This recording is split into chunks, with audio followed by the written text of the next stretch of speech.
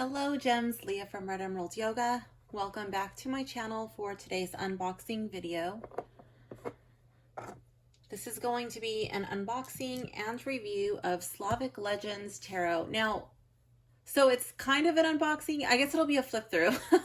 So I already did an unboxing video on this and I was really frustrated because there was some overspray on the deck, and so I had to go through and scrub it off. Okay, so this is what the inside of the box looks like. It's like this wooden thing. It's got these little cuts in it. It makes it very flexible. I like the box, but it is rather large and chunky. It does take up quite a bit of room, but it's very pretty and I do like it. I like the green little velvet bag. I like the little beads on the deck or on the bag. I think those are cute and I like the little sound it makes. I like that the velvet bag is lined.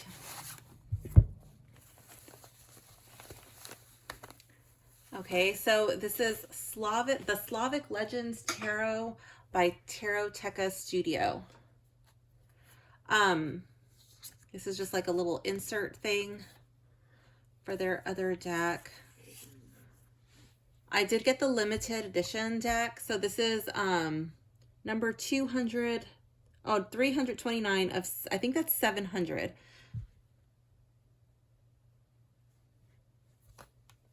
So when I first opened it up, it was on starting with the Fool, and then it went through probably to about, I think it was like to the Death card. Yeah, maybe the Death or the Hanged Man. It went into the major. So there was like this really sticky overspray coating, and it was just kind of like splashed all over the cards. I didn't want to deal with a return, so I thought, you know what, it's coming from Poland. It's probably going to take a long time to ship to Poland and then to get a replacement. In hindsight, it probably would not have mattered because this deck has sat here for a long time waiting for its turn to be opened a second time.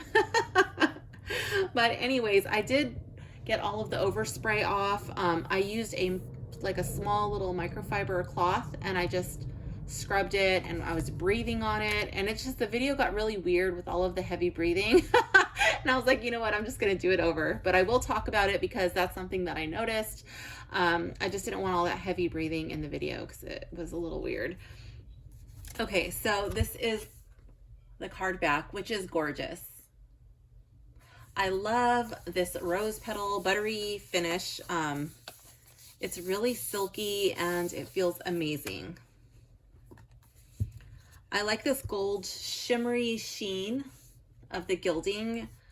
I find that this type of gold gilding doesn't get damaged as badly as the bling bling golding. So I really enjoy this gilding. The edges are a nice, beautiful round.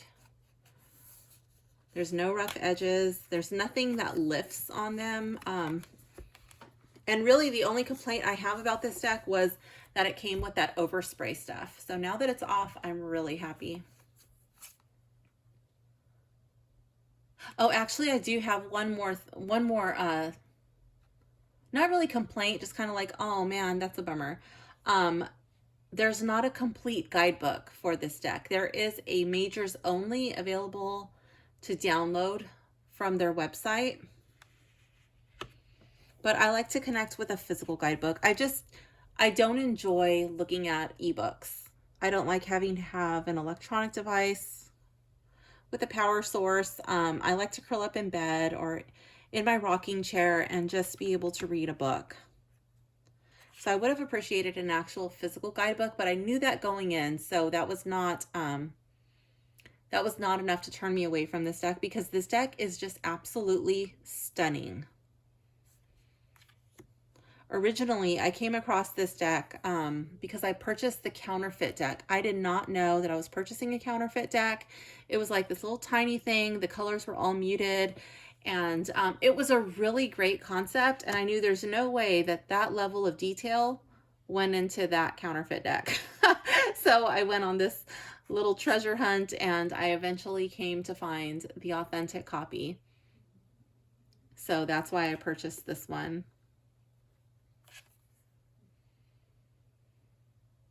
I love that there are men heavily featured in this deck. I love that they don't shy away from using older looking people in the deck. I think it's really cool. I love that the men look masculine.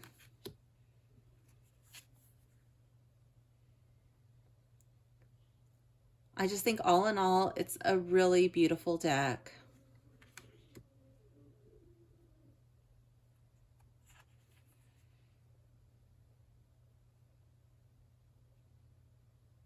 The reason that I would have really liked a physical guidebook is because I'm not too familiar with Slavic mythology, so that would have been cool, but I can connect with the PDF guidebook.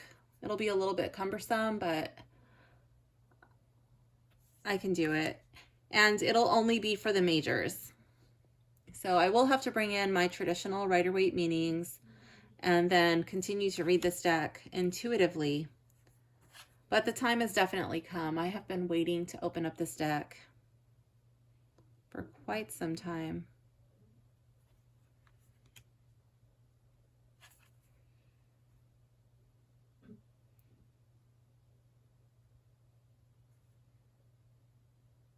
I honestly don't remember which one is my favorite, but I really like that death card.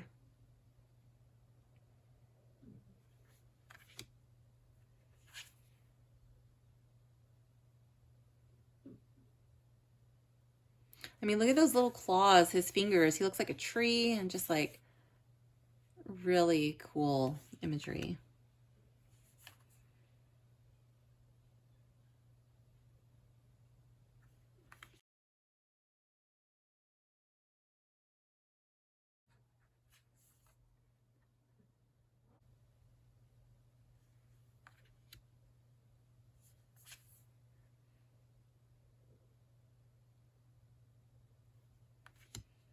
I'm so glad that I was able to get off the sticky stuff. I did not want to let go of this deck.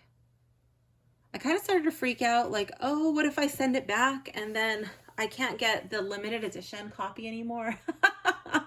So I was like, oh, let me just try to get this stuff off. And let me tell you, I was rubbing that little microfiber cloth for like a good 40 minutes, maybe more. I don't know. It was a long time.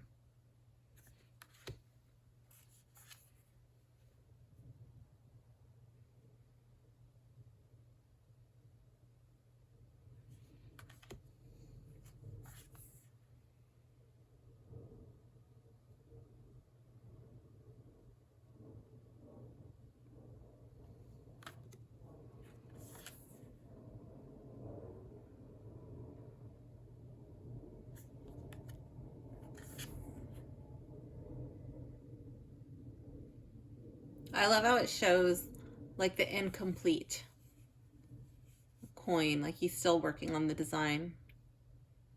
Like you can see it in progress.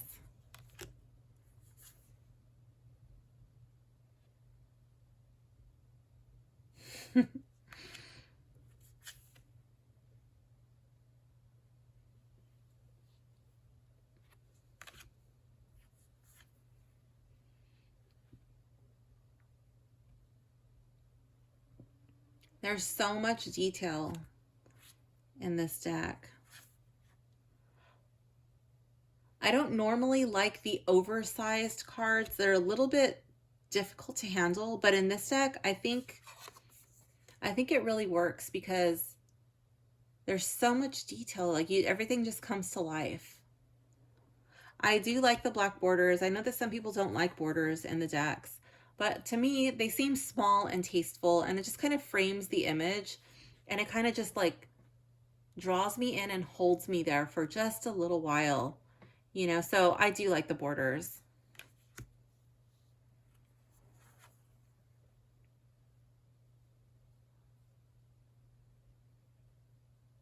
To me, I think cards like this would just appear to be a little too busy. if it didn't have the border. So in this deck, I really like the border.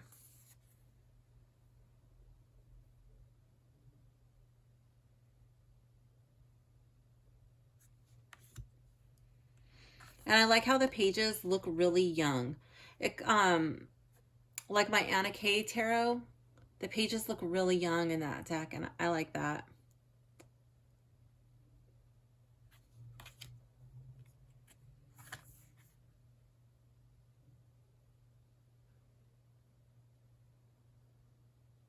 She's beautiful.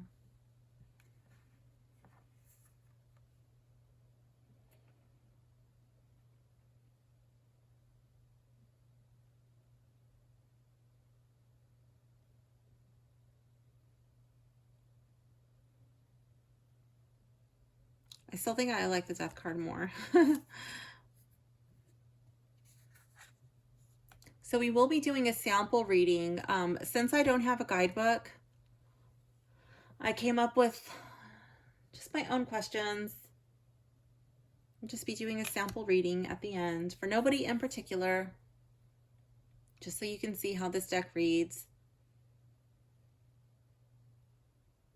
I love this card for the Two of Cups.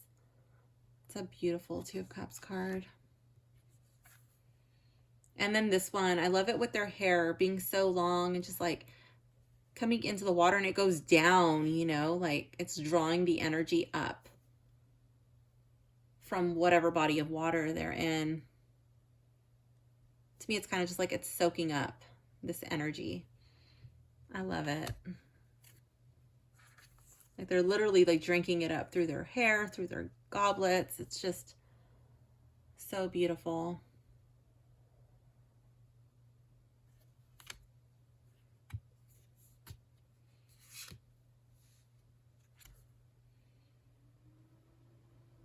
And this one, I love how it's not a mirror image. Like she's looking in the water, but it's, you know, it's different.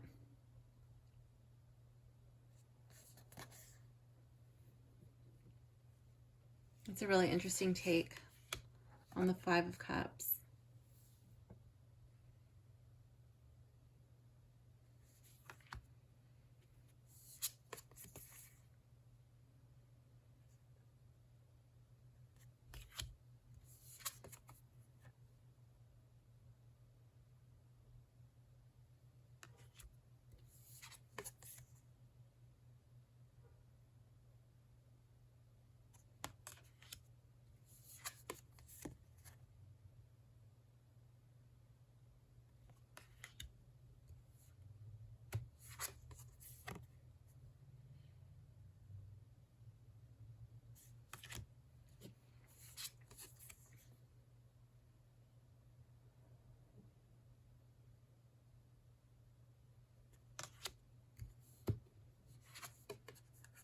I've been opening a lot of really feminine decks lately, and I do love them, but I do feel like that there should be a balance, you know? I do feel that the masculine energy is it's kind of being overlooked right now.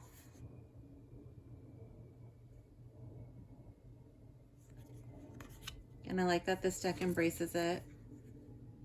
You have to have that balance. You have to have your yin and your yang energy. Doesn't matter what gender you are, you know, everybody has the masculine and the feminine energies.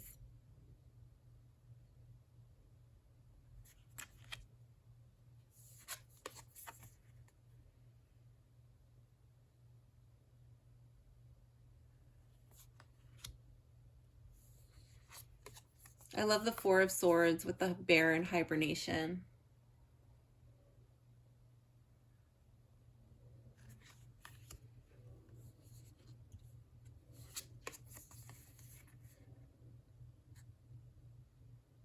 I was just thinking, you know what? Like my last deck unboxing that I did was a very feminine deck.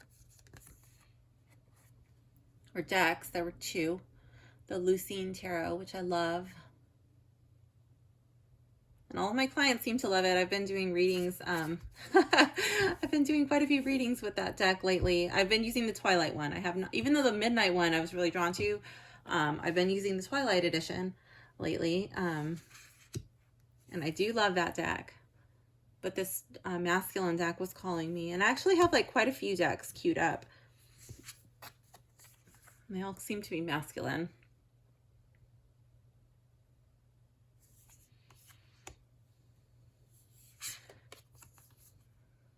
Time will tell if I change my mind on those other ones, on what's next. But oh my gosh, I love this Ten of Swords. I love how it's not a living animal, you know, it's just the bones, but the energy is still there. Like, it didn't decay. This thing was, you know, like literally overkill, but it's not an ugly card. There's so much beauty around it. And it's like the death of this creature has brought all of this new life around it. It's flourishing. It's like, yes, there was an ending, but it's a cycle, you know. It is the start of something new. Look at his face, that intensity. I love this page.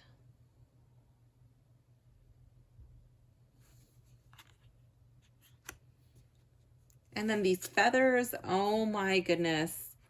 Like, look at that. So much energy. Look at all that passion. All that red, the flag, it's just like moving. It just like really comes to life on the card. I don't know.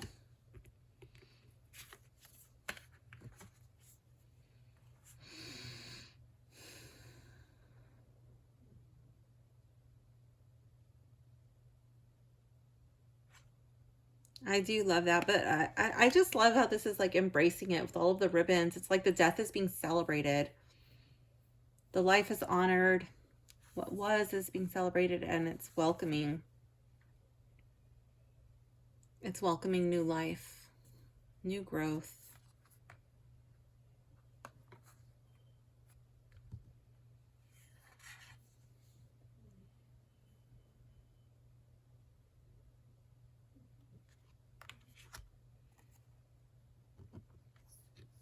I think this king and queen are a beautiful couple.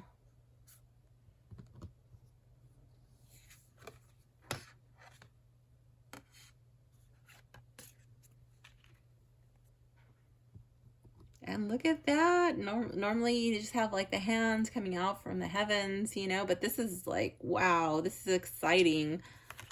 So much fire and just like, rawr.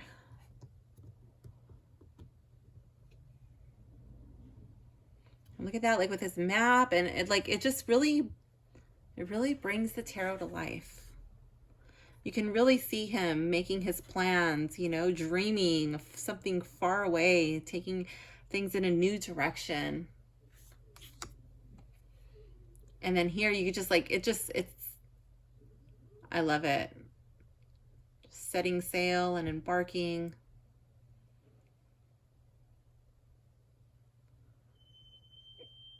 It just gives a completely different energy.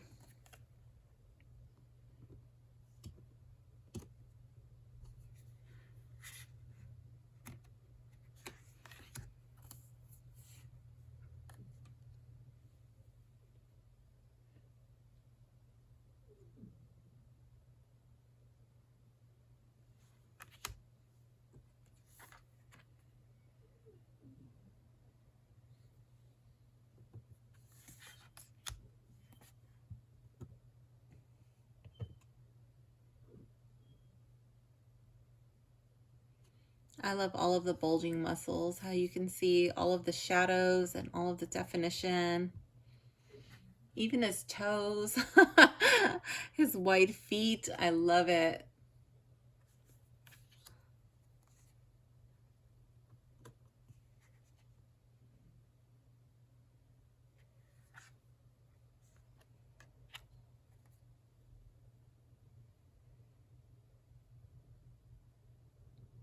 And I love the strength and determination written on his face and even in his body language. Like usually the Knight of Wands looks really beat up, still standing, you know, not defeated, but this guy's like, bring it. You want to come at me again? I'm ready. You'll join the others.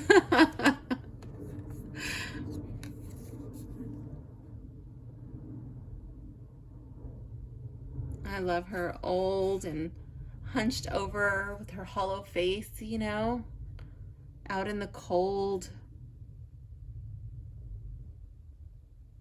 You can see her withered hands, and you just see that it's like, it just looks like hard. It's just a struggle she's enduring.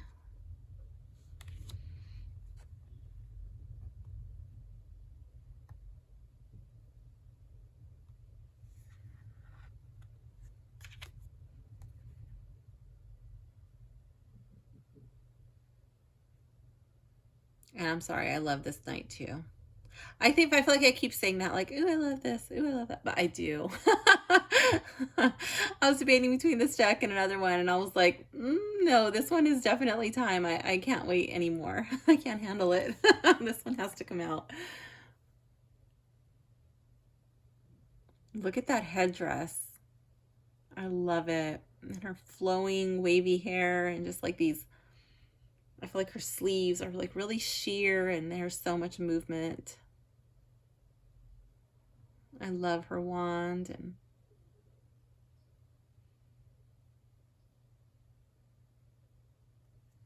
so beautiful.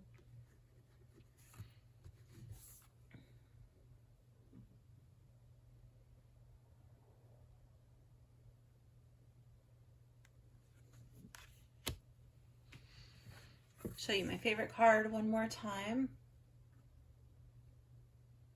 Although I feel like there's so many stunning cards in this deck, just really are intense and beautiful.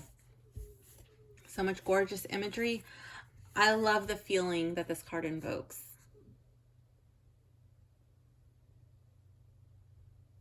That death is a transformation and that it can be beautiful.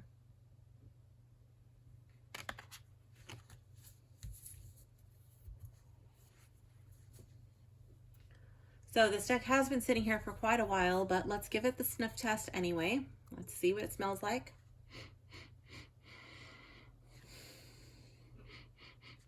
Very, very soft and subtle. It's almost non-existent. It smells like a well-loved book.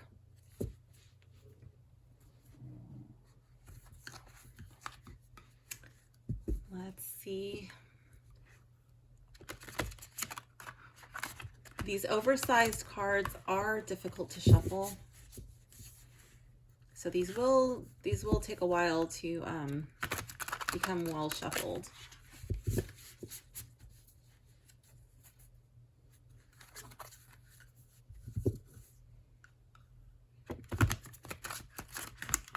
I do read with reversals. I'm not too worried about that right now. I'm just trying to mix them up a bit.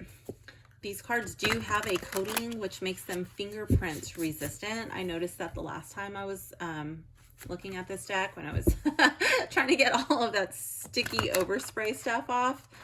One thing I want to point out is that that overspray is not the result of Taroteca-Studios. You know, that would be from their publisher, whoever that is. So that was like something that happened in printing, you know, so that's not really their fault. I did let them know, though. I left them an email just letting them know, and they did not bother to respond, or they didn't even say sorry. So, you know, this is an honest and unbiased review. I love the deck, but I don't know. Like they weren't very responsive. Would I order from them again? I don't know. I think I would have to really be like blown back in my chair, like looking at a deck online and then just being like blown back, like, whoa, I have to have that.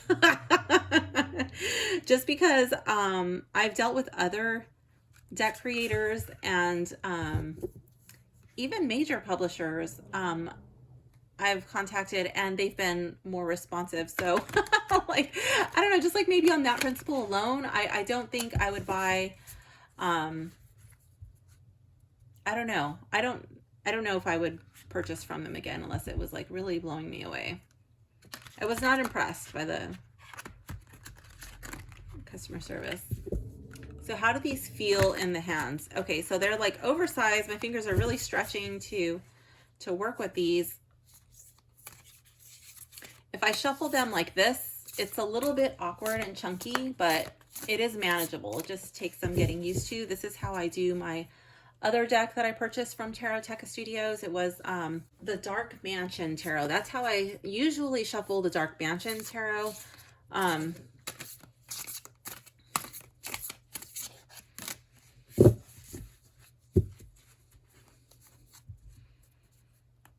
See if I can get some reversals in here.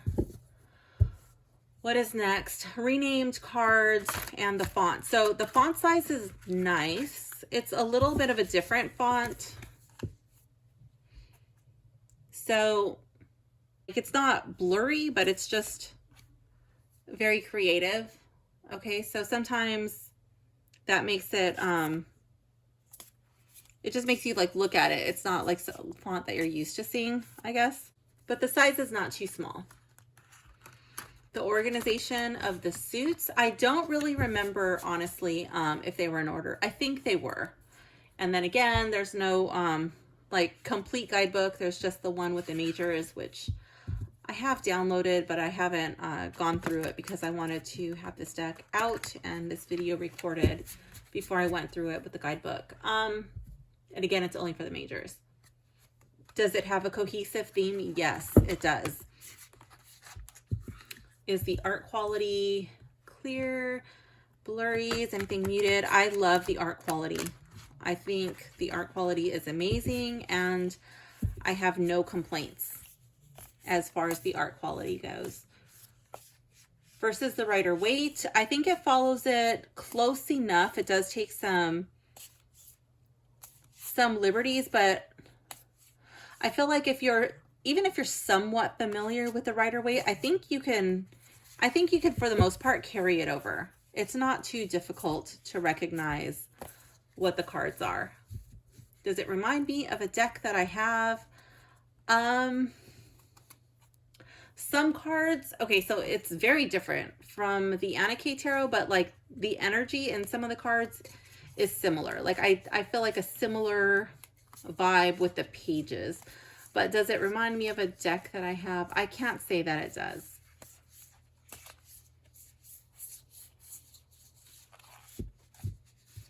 Is it for newbies?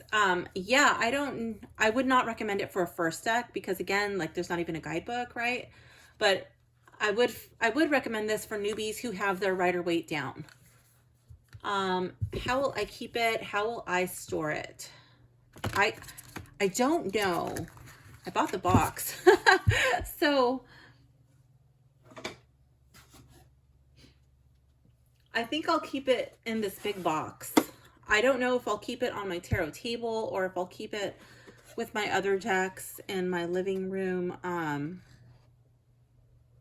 my tarot shelf. I'm not too sure. This is going to take up a big chunk of space. Haven't really figured out where I'm going to store this. If the box just gets too big and cumbersome, like if I run out of room, I might just keep it in the bag.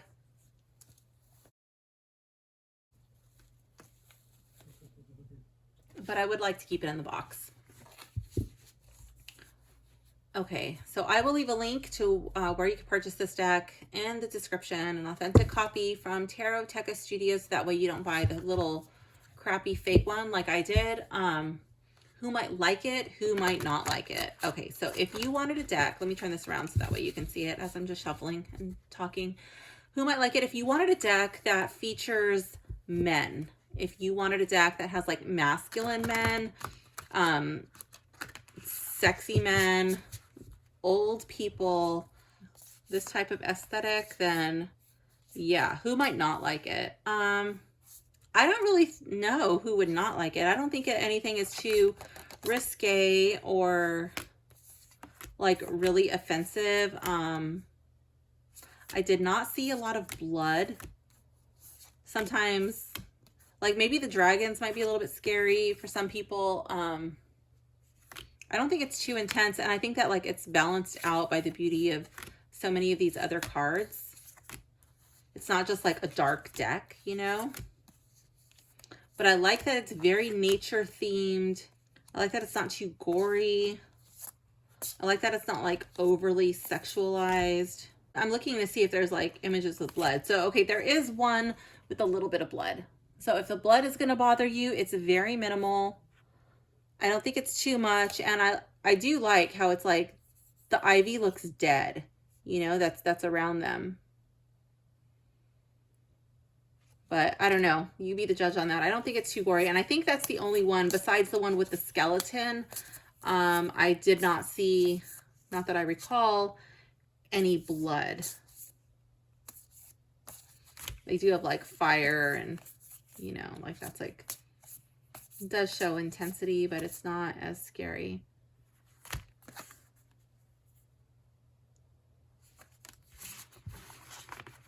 You know who else might not like this deck is if you did not want to wait a long time for your deck to be delivered. If you wanted to order it and open it up right away, this deck did take me a while to get from Poland. So, but I do have to say that the packaging was like some of the best packaging I've ever had. Not only was everything really secure, I ordered 2 decks at the same time. Everything was overly protected with bubble wrap, securely wrapped, and the outside of the brown box came in this perfectly sealed black bag, so no moisture or anything was going to get inside. It would not matter if the delivery driver spilled a coffee or water on it. No rain or anything was going to get in it. So I was really impressed by the packaging. Renamed cards, I don't know if I talked about that. No, there are no renamed cards that I recall, and there are no renamed suits, and I did not see any gender swaps, so I like that. I like when everything just sticks to the tarot. It's easy to understand, and I don't mind if you take like liberties in the art. Just make the card say what it is. No mental gymnastics required if you're not only exclusively working with that deck, you know.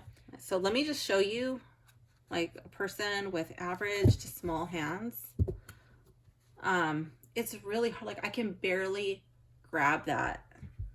So I would have to do this in 2 if I wanted. Oh, I don't really like the way that feels. I'm not going to do that again. So yeah, I won't do them like that. Okay, so let's do a sample reading. We're going to do a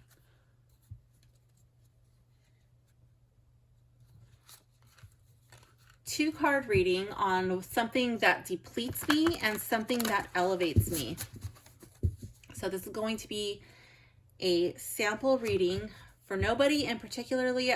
For nobody in particular, I feel like this reading would be applicable to anybody. Okay.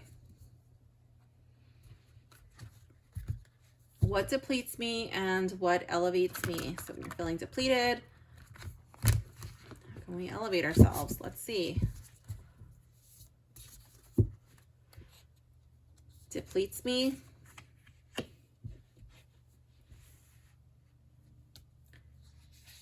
And elevates me.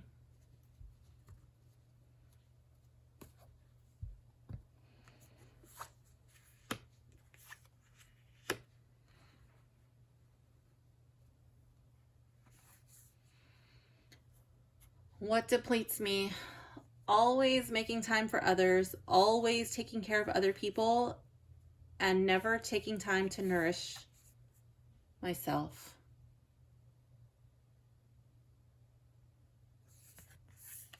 That is depleting. Cannot pour from an empty cup. Even though you love whoever it is that you're taking care of, who you love, whoever it is that you're nourishing, you know, you also have to make sure that you're taking care of yourself too. Like, for example, as a yoga instructor, one thing that we tend to do is we tend to make sure we're taking care of everybody else, you know, planning these beautiful practices, making everybody else's experience on the mat as beautiful as it can be. But one thing that we constantly have to work at is making sure that we get on the mat as well, making sure that we take time for our own personal practice, because we can't pour from an empty cup. So yeah, making time that you refill your cup. And what elevates me? That's so funny. Three of Coins is like a card of working, you know, working with others, working on a skill. The other people are not here, but I feel like he's, you know, doing something for other people. He's taking their advice, their input on how they would like this to be done, and he's trying to do a good job, and he's working really diligently at it. And what elevates me? Working on myself. What do you like to do? How can you hone your craft, your skill for you? Are you practicing your spiritual practice? Are you taking care of your physical body? Are you taking care, you know, nurturing yourself with food, you know, taking care of you? What are you doing for you?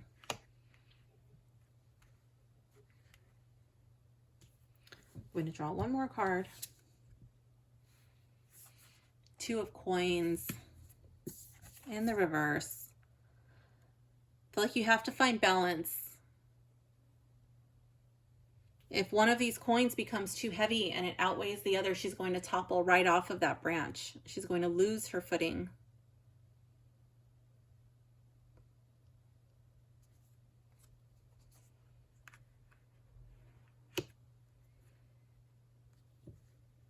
Don't lose your footing. So, having not connected with this deck, I mean, I went through it once briefly, and that was some point last spring. I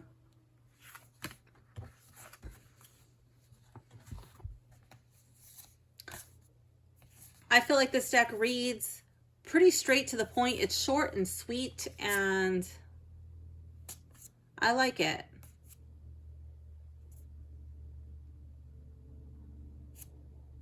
Yeah, I like it. So that's how the deck reads. That was as much for you as it was for me, because I want to I want to see, like, what's the energy of this deck. All right, cool. I'm going to draw one random card.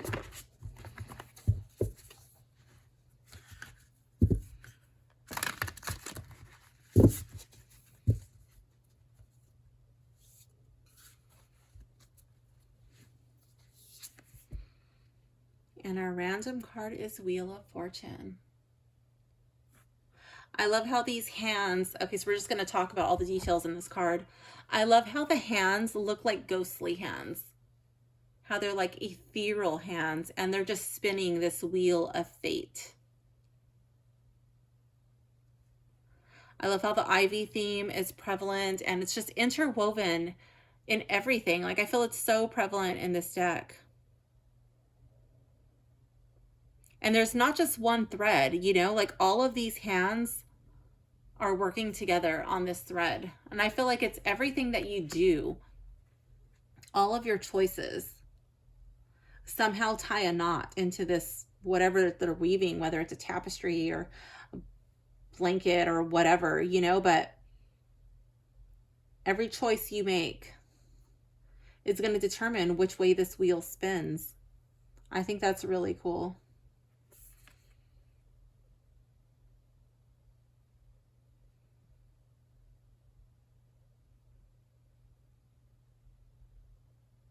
Okay.